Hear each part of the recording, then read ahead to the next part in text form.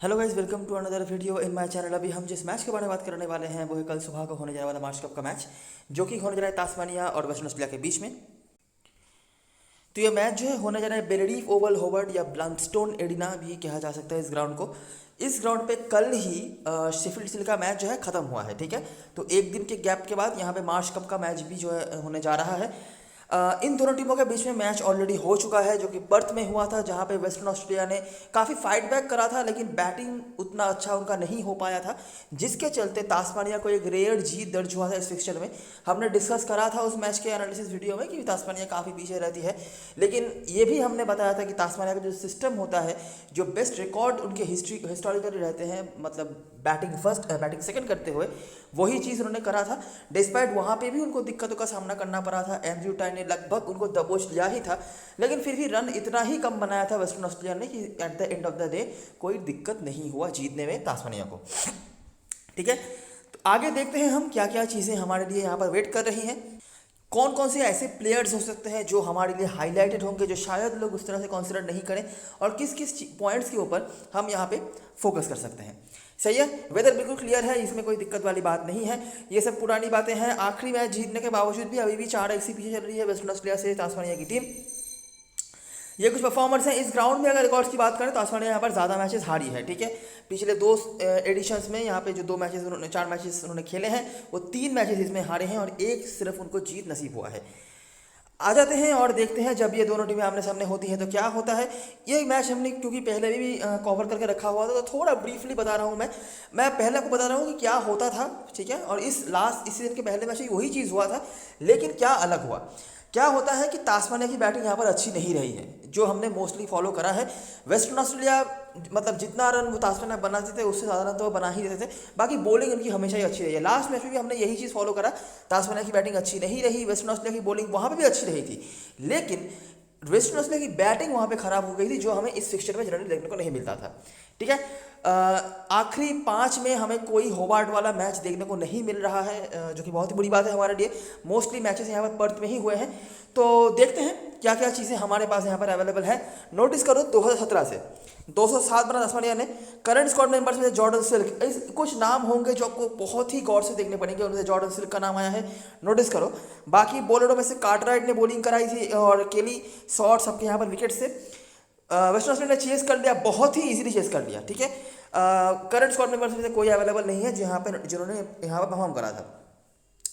अगला मैच ये हुआ था सिडनी में। यहाँ पर तास्मानिया ने फिर भी डिसेंट स्कोर खड़ा किया था, लीड करा था मैकडरमट ने, जॉर्ज बेली जो अभी खेलते नहीं है, एंड्रयू टाई का 1 विकेट। वेस्टर्न ऑस्ट्रेलिया ने फिर से इजीली चेस कर लिया, ठीक है। Philippe, Darcy Short, Aston Turner इनके परफॉर्मेंसेस थे, बाकी कोई प्लेयर्स अवेलेबल नहीं है।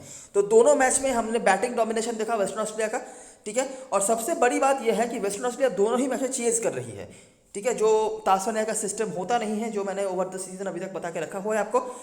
अच्छा, अगला मैच यहाँ पर वेस्टर्न ऑस्ट्रेलिया ने करा पहले बैटिंग। अच्छा, नोटिस करो ये जो 2 मैचेस हुए थे, वेस्टर्न ऑस्ट्रेलिया भले ही जीती है और विकेट्स भी उनके ज़्यादा नहीं गिरे हैं, ठीक है।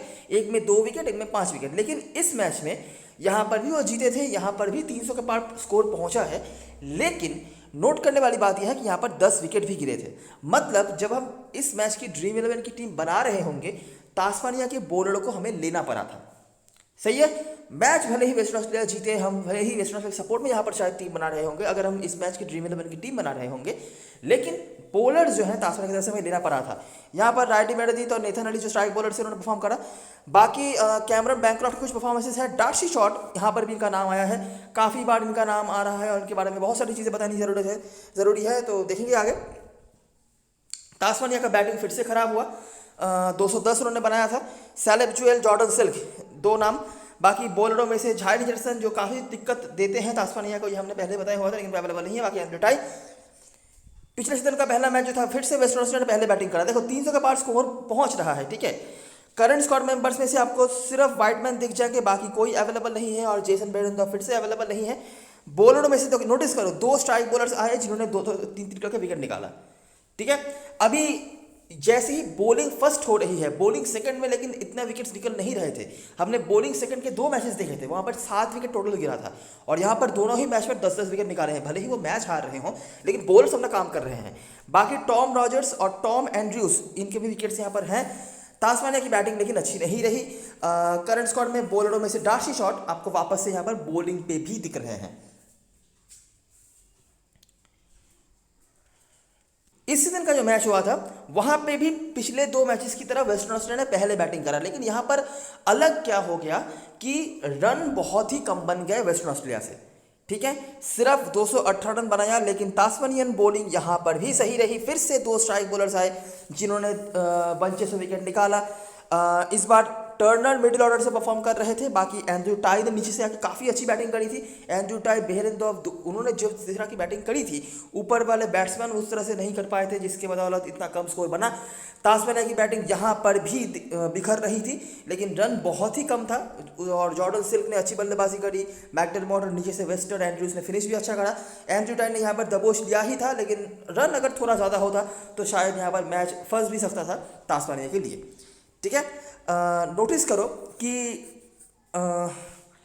आखिरी जो 3 मैचेस हमने देखे हैं वेस्टर्न ऑस्ट्रेलिया जीती है, लेकिन 10 के 10 विकेट उन्होंने खोए हैं। भले ही तास्मानिया की तरफ से हमें बैटिंग से ज़्यादा कुछ देखने को नहीं मिला है, गिने चुने कुछ परफॉर्मेंस को छोड़कर, लेकिन बॉलर्स यहाँ पे मिनिमम 2 स्ट्राइक बॉलर्स तो आ ही रहे हैं जो बंचेस में विकेट लेके जा रहे हैं। और अभी तो आपको पता ही होगा कि विकेट्स के कितने पॉइंट्स मिलते हैं। अगर उसके ऊपर अगर आप LBW या बोल्ट वगैरह करते हैं तो कितना ज़्यादा पॉइंट आपको मिलता है। ठीक है, यहाँ पर 4-2, उसके बाद इस मैच पे भी हमने 3-3 देखा है, इवन 2-2 करके 2-2 विकेट्स लेने वाले प्लेयर्स भी थे। उसके बाद यहाँ पर भी 3-3 और 2। ठीक है, तो बॉलर्स यहाँ पर इफेक्टिव हो रहे हैं। ठीक है, बाकी बैटिंग में से हमने 2-3 नाम देखे हैं, उन्हीं के भीतर हमें रहना है, ज़्यादा वहाँ पे कुछ सोचने वाली बात नहीं है। तो मोटा मोटा बताने लायक बात यह है कि वेस्टर्न ऑस्ट्रेलिया यहाँ पर डोमिनेटिंग रही है, सही बात है, लेकिन उनका डोमिनेशन जो है अगर हम बोले बॉलिंग से कंसिस्टेंट रहा है इस फिक्चर में। बैटिंग से, जी हाँ, बैटिंग से भी उन्होंने अच्छा करा है, स्पेशली चेस करते हुए, लेकिन बैटिंग फर्स्ट में उनको ऑल आउट भी होना पड़ा है। ठीक है, तास्मानिया की तरफ से कंसिस्टेंटली बैटिंग यहाँ पर खराब रही है। 2-3 नाम हमने देखे हैं जिनमें से जॉर्डन सिल का नाम आया है, मैकडरमॉट का नाम आया है, इनको छोड़ के। अभी अगर हम समराइजन पे आ जाएं तो कुछ नाम आपको यहाँ पर दिख जाएंगे। कैमरन बैक्रॉफ्ट आपको दिखते हैं, 35 का औसत है इनका, बहुत बुरा भी नहीं है, बहुत अच्छा भी नहीं है।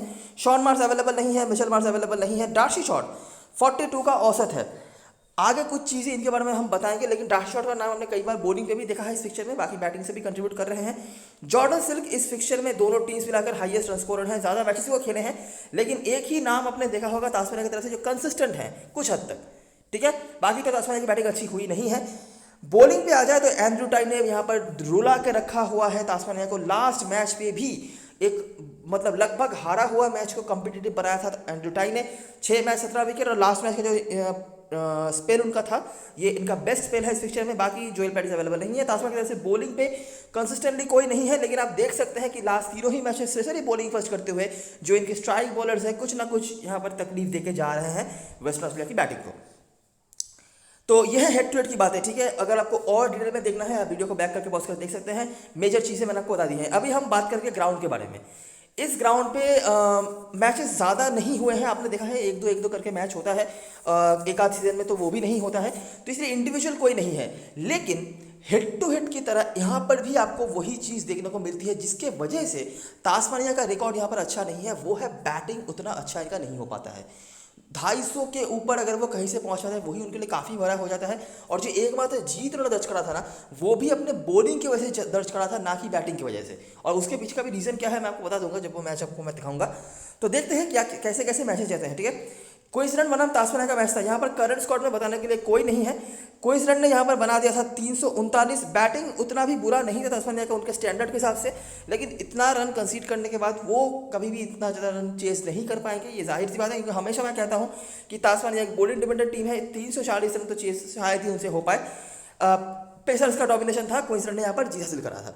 ये है 2017 का मैच। उसके बाद 2018 वाले सीजन में कोई मैच नहीं हुआ। अच्छा, वेस्टर्न ऑस्ट्रेलिया वैसे यहाँ पर एक मैच खेली है, वो भी 4 साल पुराना है, जो कि मेरे ख्याल से साउथ ऑस्ट्रेलिया के अगेंस्ट में था। करंट स्क्वाड मेंबर्स में से आपको उस मैच के परफॉर्मर्स में डार्सी शॉट दिख जाएंगे, एंड्रू टाई दिख जाएंगे जिन्होंने परफॉर्म करा था, और कैमरन बैक्रॉफ्ट ने बैटिंग से कंट्रीब्यूट करा था। ठीक है, इनके नाम अपने हेड टू हेड में कुछ हद तक देखे हैं। अच्छा, उसके बाद तास्मानिया बनाम क्वींसलैंड का ही मैच हुआ वापस से। देखिए, बैटिंग फर्स्ट करा कितना कम स्कोर उन्होंने बनाया, वो भी तब जब नीचे से यहाँ पर बिलेंको, फॉकनर, सांधू जो बॉलर हैं इन्होंने परफॉर्म करा, तब जाकर 200 के पार पहुंचा। पेसर्स का ही अपर हैंड है। मैक राइट यहाँ पर 2019-20 का जो सीजन था, यहाँ पर दोनों मैच उन्होंने खेले थे, जो तास्मानिया ने दोनों ही मैच में रन बनाया था उन्होंने, ठीक है।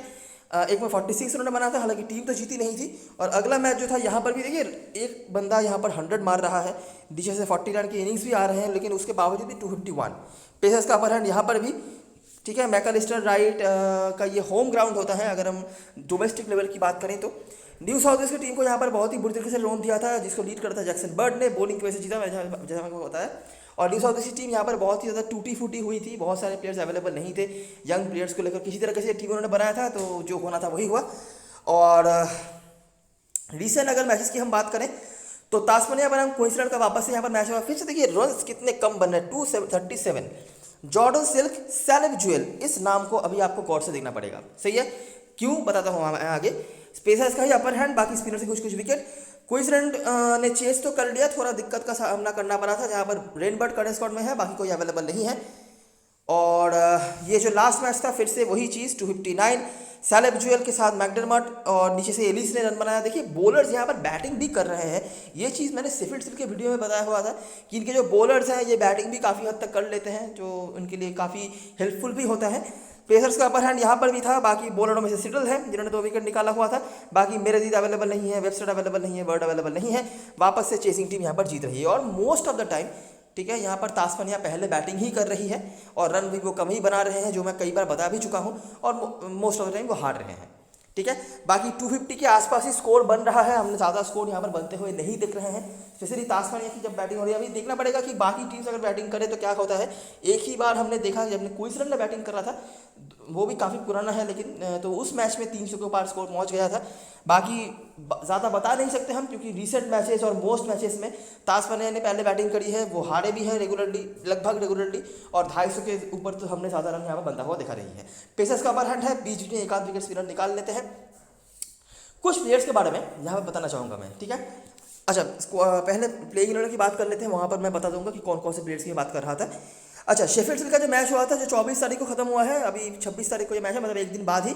तो वहाँ पे क्या हुआ था, एक मतलब एम्बैरेसिंग सिचुएशन खड़ा कर दिया था वेस्टर्न ऑस्ट्रेलिया की टीम ने। 2 बार उन्होंने डिक्लेयर दिया, ठीक है, उसके बाद वो मैच हार गए। क्या हुआ था, वेस्टर्न ऑस्ट्रेलिया ने पहले बैटिंग करी, 405 रन उन्होंने बनाए थे। सैम व्हाइटबर्न ने अचानक से ही अपना फॉर्म जो है पकड़ लिया था। उसके पहले तक तो किसी भी मैच में, किसी भी फॉर्मेट में वो चल नहीं रहे थे, इंजरी हुई, टीम से बाहर हो गए। उसके बाद इंजरी से वापस आए, टीम की कैप्टनसी भी उनको मिल गई, और क्या ही पारी उन्होंने खेल ली भाई साहब, ठीक है। 176। फिलिपी तो अच्छा फॉर्म बरकरार रख ही रहे हैं। डार्सी शॉट यहाँ पर भी इनका नाम आया है। अच्छा, बाकी बॉलरों में से करंट स्क्वाड में सिडल है और जॉर्डन सिल्क जिन्होंने विकेट निकाला था।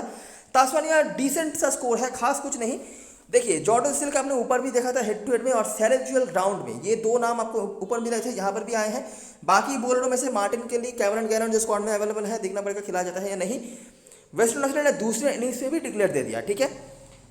कॉमन परफॉर्मर में डार्सी शॉट आपको दूसरे इनिंग्स में दिख जाते हैं। कैमरन बैक्रॉफ्ट, ग्रीन, कार्टराइट, इनके परफॉर्मेंसेज हैं।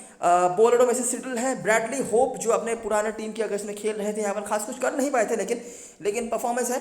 और बाकी यहाँ से जॉर्डन सिल्क और सैलिब ज्वेल कंसिस्टेंटली फिर से नाम आ रहा है इनका। मैकडरमट ने भी कुछ रन बनाए थे, ठीक है। बॉलरों में से शॉट फिर से देखिए बार बार हर इनिंग्स में इनका नाम आ रहा है। कैमरन ग्रीन, कैमरन गैरन के परफॉर्मेंसेस थे, और तास्मानिया ने यहाँ पर जीत हासिल कर लिया था। लीड करा था किसने, जॉर्डन सिल्क ने। लास्ट जो मार्च कप का मैच हुआ था वहाँ पे भी लीड करा था किसने, जॉर्डन सिल्क ने, ठीक है। दोनों ही इनिंग्स पे जॉर्डन सिल्क ने रन बनाया सैलिब ज्वेल के साथ। अच्छा, तो ये था शेफील्ड शील्ड का मैच। यहाँ से कुछ परफॉर्मर्स जो हमने ऊपर भी देखे थे, कुछ रिपीट हुए हैं, तो हम हमारे लिए बहुत ज़्यादा प्रायोरिटी रखेंगे।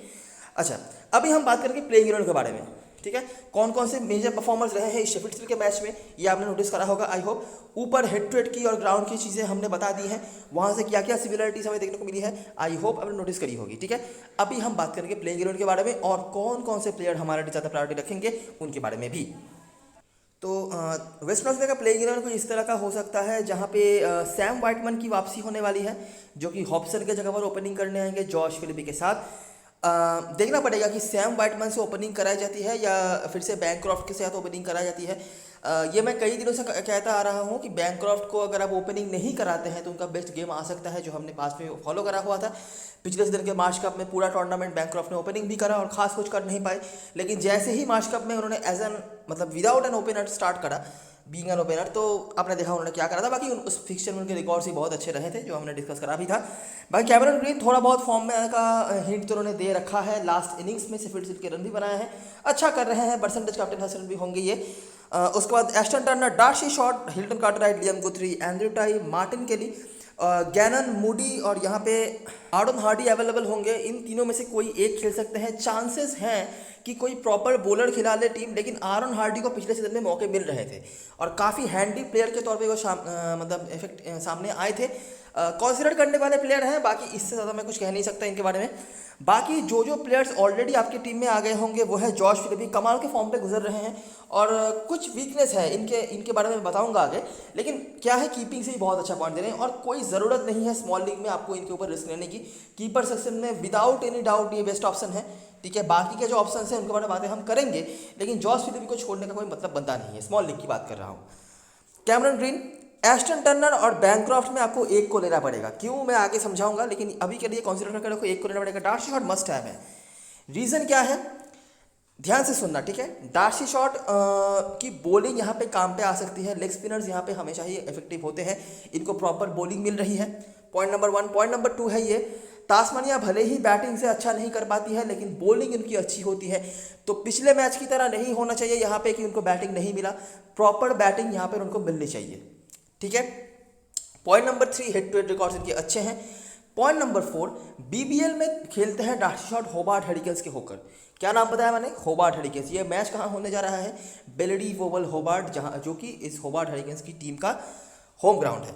इनमें से बहुत सारे ऐसे प्लेयर्स हैं तास्मानिया की टीम में जिनका भी वो होम ग्राउंड है, लेकिन वो पता का कोई फ़ायदा नहीं है क्योंकि ये ग्राउंड ही तास्मानिया के प्लेयर्स के लिए ही होता है, तो उनका तो होम ग्राउंड होगा ही। लेकिन वेस्टर्न ऑस्ट्रेलिया की टीम में एक ऐसा प्लेयर है जिनका नाम डार्सी शॉट है, जो तास्मानिया के नहीं होकर भी होबार्ट में अपना होम ग्राउंड शेयर करते हैं, ठीक है। अगर आप बीबीएल फॉलो करते होंगे आपको पता होगा कि इस ग्राउंड पर बीबीएल में भी डार्सी शॉट के रिकॉर्ड्स काफ़ी डिसेंट होते हैं, ठीक है। और आपने नोटिस करा कि शेफील्ड शील्ड के मैच में भी उसका एग्जाम्पल उन्होंने दिखा रखा था, बॉलिंग से भी बैटिंग से भी, तो इसीलिए डार्सी शॉट ना सिर्फ अब हमारे लिए मस्ट हैव है, हमारे लिए बहुत ही डिफरेंशियल एक कैप्टन वाइस कैप्टन मटेरियल भी बनेंगे, ठीक है। काफ़ी सारे पॉइंट्स इनके सपोर्ट में आ रहे हैं। बाकी हिल्टन कार्टराइट बॉलिंग मिल सकती है, मैं श्योर नहीं हूँ, पॉसिबिलिटी है। लियम गुथरी है, एंड्रयू टाई मस्ट हैव है, कोई दिक्कत वाली बात यहाँ पे नहीं है। बाकी बॉलरों में से मैं खास किसी को प्रायोरिटी नहीं दे सकता, स्पेशली क्योंकि बेरेंडॉफ नहीं खेल रहे हैं, तो इनिशियली जो प्रेशर वो बना सकते थे वो अभी मेरे ख्याल से तो नहीं होने वाला है। मार्टिन केली आप देख सकते हैं अगर आप चाहें तो, बाकी मुझे कुछ खास प्रायोरिटी किसी पे भी नहीं है। बात करते हैं तास्मानिया की तरफ से, तो बेन मैकडरमट फॉर्म पर नहीं नजर आ रहे हैं, ये मानना ही पड़ेगा। हालांकि शेफील्ड शील्ड के लास्ट इनिंग्स पे उन्होंने 40 रन बनाए थे, लेकिन वो फ्री फ्लोइंग इनिंग्स जैसा खेलते हैं बेन मैकडरमट, वैसा बिल्कुल भी नहीं था, ठीक है। तो हमने उनकी इनिशियली आपको पता ही होगा कि जो शेफील्ड शील्ड का हमने टीम बना था वहाँ पर ड्रॉप भी करा था, हालांकि टीम उतना अच्छा नहीं गया था, लेकिन ये डिसीजन हमारा सही गया था। लेकिन सैलेब ज्वेल का ये होम ग्राउंड है और उसका रिफ्लेक्शन जो है, आपने जो लास्ट 4 इनिंग्स सैलेब ज्वेल ने खेला है in any format of the game, वहाँ पर आपने देखा है मार्च कप के दोनों इनिंग्स से रन बनाया था पिछले सीजन में। इस सीजन में जो शेफील्ड शील्ड का मैच हुआ वहाँ पे भी उनके रन हैं। पिछले 3-4 मैचेस जो हुए हैं शेफील्ड शील्ड का इस ग्राउंड पे, हाईएस्ट इंडिविजुअल स्कोर भी सैलेब ज्वेल का ही है। In any format of the game जो डोमेस्टिक लेवल के मैचेस होते हैं तास्मानिया की तरफ से, सैलेब ज्वेल वहाँ पर हाईएस्ट रन स्कोरर चलते हैं इस ग्राउंड पे। मस्ट हैव है, कोई दिक्कत वाली बात नहीं है। बैट्समैनों में अगर आपको कोई कैप्टन वाइस कैप्टन मटेरियल ढूंढना है तास्मानिया की तरफ से, जो शायद आप नहीं ढूंढेंगे, अगर ढूंढना है तो सेकंड बेस्ट ऑप्शन होते हैं सैलेब ज्वेल, जॉर्डन सिल्क के बाद, ठीक है। टीम डेविड पता होगा आपको ये कौन है, इंग्लैंड में खेल रहे थे काफ़ी दिनों से, सरे की टीम से होकर खेल रहे थे। लास्ट जो लिस्ट ए टूर्नामेंट उन्होंने खेला था वो था रॉयल लंदन वनडे कप, और धमाका मचा दिया था उन्होंने, बैटिंग से भी बॉलिंग भी करते थे। पिछले 1-1.5 साल में बहुत इंप्रूवमेंट उन्होंने करके रखा हुआ है।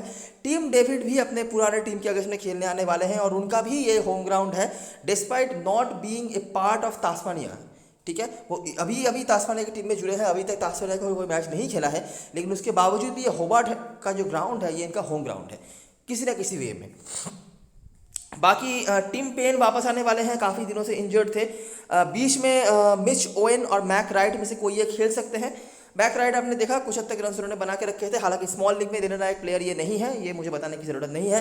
टिम पेन है, ब्रैडली होप, इनके बारे में बताएंगे हम कुछ बातें। टॉम एंड्रूज, उसके बाद पीटर सिडल, रेनबर्ड और टॉम रॉजर्स। ब्रैडली होप भी अपने पुराना टीम के अगेंस्ट में खेलने आने वाले हैं और इस फॉर्मेट में काफ़ी इफेक्टिव प्लेयर ये माने जाते हैं। हालांकि सिफिट के मैच में भी इनको प्रॉपर बॉलिंग वगैरह मिली थी, लेकिन खास कुछ वो कर नहीं पाए थे। लेकिन इस फॉर्मेट में अच्छे प्लेयर हो सकते हैं, एक ट्राइबल ऑप्शन है। और यहाँ पर पीटर सिडल, रेनबर्ड और टॉम रॉजर्स के बाद फोर्थ पेसर जो है ब्रैडली होप हो सकते हैं। बाकी आपने नोटिस करी होगी तास्मानिया की बैटिंग क्योंकि अच्छी होती नहीं है, तो इनके पास प्रॉपर्ली बैटिंग भी आ जानी चाहिए, अपने पुराने टीम के अगेंस्ट में भी खेलेंगे, बॉलिंग भी प्रॉपर्ली मिलेगी, तो मुझे लगता है काफ़ी जेन्युइन ऑलराउंडर ऑप्शन हो सकते हैं, आप ट्राई कर सकते हैं इनको। बाकी बॉलर में से सिडल है, रेनबर्ड है, टॉम रॉजर्स है। टॉम रॉजर्स का भी ये होम ग्राउंड है, ये भी बैटिंग थोड़ी बहुत कर लेते हैं और इनका बैटिंग ऑर्डर थोड़ा ऊपर होगा। तो हमारे लिए स्मॉल लीग में जो प्लेयर ज़रूर से होंगे, सैलिब ज्वेल होंगे, जॉर्डन सिल्क होंगे। यहाँ पर Peter Seidel specially bowling first में ज़्यादा प्रायोरिटी रखेंगे। इनके साथ अगर हम एक दो और बॉलिंग ऑप्शन को जुड़ना चाहें तो टॉम रॉजर्स और ब्रैडली होप में रहना चाहूँगा। रेनबर्ड आप बॉलिंग फर्स्ट में ले सकते हैं, ठीक है। रेनबर्ड का एक चीज़ आपने नोटिस करा होगा कि वो left arm medium pacer bowler है और लास्ट जो मैच हमने कवर करा था वेस्टर्न ऑस्ट्रेलिया का, वहाँ पे मैंने बताया हुआ था कि जॉस फिलिपी का एक वीकनेस हमें ऑब्जर्व करने को मिला है against left arm medium pace bowlers, और यही चीज़ उन्होंने एक्सपोज भी करा हुआ था रेनबर्ड ने। जो last head to head match हुआ था पर्थ में, वहाँ पे भी जॉर्ज फिलिपी को मेरे ख्याल से खाता ही नहीं खोलने दिया था या फिर ऐसा कुछ होगा, ठीक है। तो ये एक चीज़ होगा, लेकिन अभी मैं कहूँगा जॉस फिलिपी को आप टीम में लेकर चलो। लेकिन ये एक चीज़ है कि बाकी जो कीपर ऑप्शंस हैं उतने रिलायबल है नहीं, लेकिन ये एक वीकनेस का पॉइंट हो सकता है। पिछले मैच में हम जॉस फिलिपी को कैप्टन वाइस मटेरियल बना रहे थे, लेकिन अभी मैं आपको उनकी तरफ नहीं देखने को बोलूँगा कैप्टनसी वाइस कैप्टनसी के लिए। बाकी टीम में रखो, कोई दिक्कत वाली बात नहीं है। रेनबर्ड एक बहुत ही इंपॉर्टेंट प्लेयर बन सकते हैं बॉलिंग फर्स्ट में, बॉलिंग सेकंड में अगर आप चाहो तो चांस ले सकते हो। कैप्टन में चॉइस की बात करें तो जॉस फिलिपी और ग्रीन के इर्द गिर्द ही लोग जाएंगे और ग्रीन परसेंटेज कैप्टन होने चाहिए मेरे ख्याल से स्मॉल लीग में लास्ट में जो परफॉर्म उन्होंने करा है, और वैसे भी ऑलराउंडर्स की तरह लोग जाते हैं ज़्यादा, तो इसीलिए। उसके बाद एंड्रू टाइट, डार्सी शॉट ने बॉलिंग से कंट्रीब्यूट करके रखा हुआ था, अभी तक बैटिंग से खास कुछ उन्होंने नहीं करा है, तो इसीलिए शायद लोग उनकी तरफ उतना नहीं देखें। लेकिन बहुत सारे रीजन हैं डार्सी शॉट को कैप्टनसी बनाने के लिए हमारे पास। एस्टन टर्नर और बैंक्रॉफ्ट में से किसी एक को आपको लेना पड़ेगा। बाकी सैम वाइटमैन अच्छा करके आए हैं इसी ग्राउंड पे, बहुत ही बड़ा शतक उन्होंने लगाया हुआ था। देखना पड़ेगा किस तरह से हम इनको हैंडल कर पाते हैं, स्मॉल लीग में ले पाना थोड़ा मुश्किल तो है ही। कार्टराइट, उसके बाद तास्मानिया की तरफ से जॉर्डन सिल्क, मैकडरमॉट आपके पास है, सैलिब ज्वेल और सिडल उसके बाद ऑप्शंस होंगे जो परफॉर्म अभी तक कर रहे हैं। सैलिब ज्वेल बहुत डिफरेंशियल है, कैप्टन वाइस कैप्टन ऑप्शन बन सकते हैं अगर आप रिस्क ले सकते हो कहीं पे, ठीक है। जॉर्डन सिल्क तो है ही और सैलिब ज्वेल भी। उसके बाद ब्रैडली होप बहुत बड़ा रिस्क हो जाएगा, लेकिन एक बहुत ही जेन्युइन ऑलराउंडर है, अभी तक तो उन्होंने कुछ करा नहीं है, लेकिन ये बहुत ही पोटेंशियल रखते हैं ज़्यादा, और कहीं ना कहीं किसी ना किसी दिन आपको मैच विनर होते हुए दिख जाएंगे। टिम डेविड और राइट जैसे ऑप्शंस हैं जिनको आप कंसीडर कर सकते हो। तो मैंने इस तरह का एक स्ट्रक्चर बनाया है और मैं अपने प्लेयर्स की सिलेक्शन का बेसिस बता देता हूँ। जॉर्ज फिलिपी डिफॉल्ट कीपर है, मैकडरमॉट भी ऑप्शन है। अच्छा, बाकी टिम पेन भी खेलेंगे, वाइटमैन भी हैं, लेकिन मुझे लगता नहीं कि स्मॉल लीग में अभी हम ले सकते हैं। टिम पेन का मैं कुछ बता नहीं सकता क्या फॉर्म है, क्या क्या है। बाकी वाइटमैन ने भले ही बहुत बड़ा शतक लगा के रखा हुआ है, लेकिन अभी वाइट बॉल क्रिकेट में वाइटमैन को अभी कुछ दिखा के रखना है। बाकी देखना चाहते हो तो आप देख सकते हो, इसी ग्राउंड पे इसी टीम के अगर इतना बड़ा शतक वो लगा के आए हैं, बिल्कुल कंसीडर करने वाले ऑप्शन तो है, लेकिन अभी के लिए हम स्पेस मैनेज नहीं कर पा रहे हैं।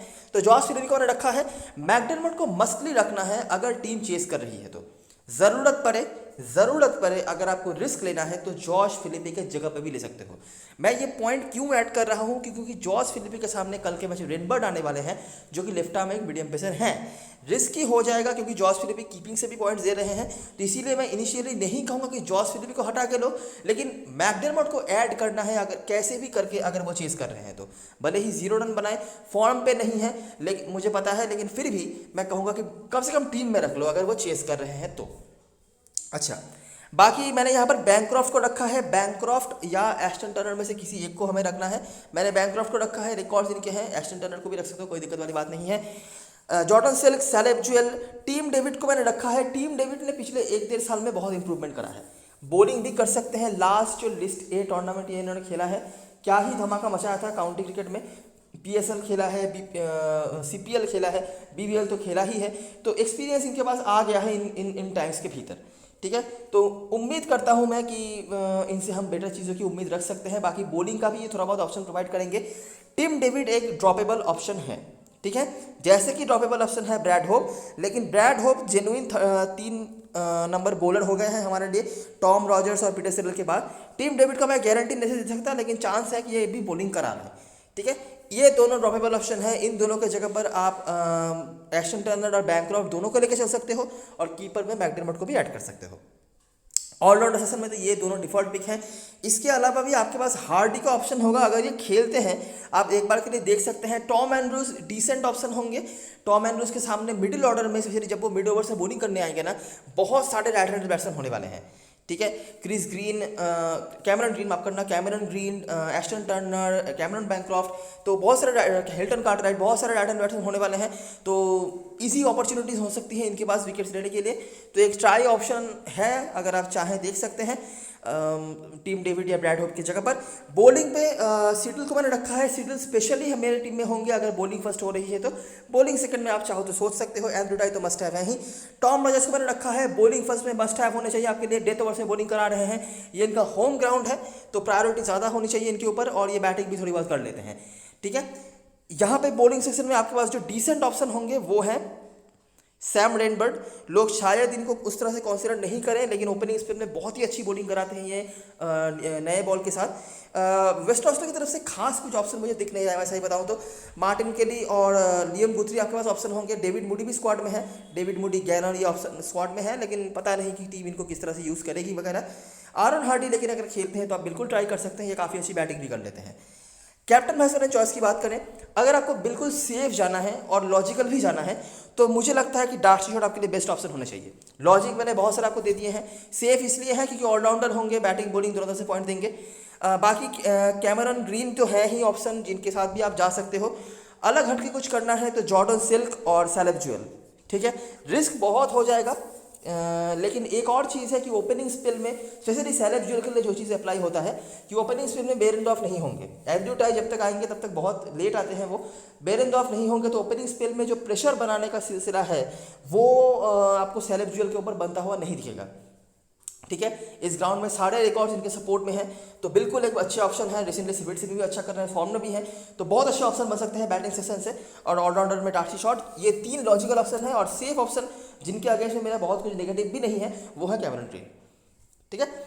तो यही सारी चीज़ें, सारी एनालिसिस वीडियो अगर पसंद आया हो तो लाइक ज़रूर करना, सब्सक्राइब करना चैनल को, टेलीग्राम चैनल पे ज़रूर ज्वाइन हो जाना क्योंकि लास्ट टाइम पे सारी अपडेट्स वगैरह वहीं पे आने वाली हैं। तब तक के लिए best luck for this match and good bye for now.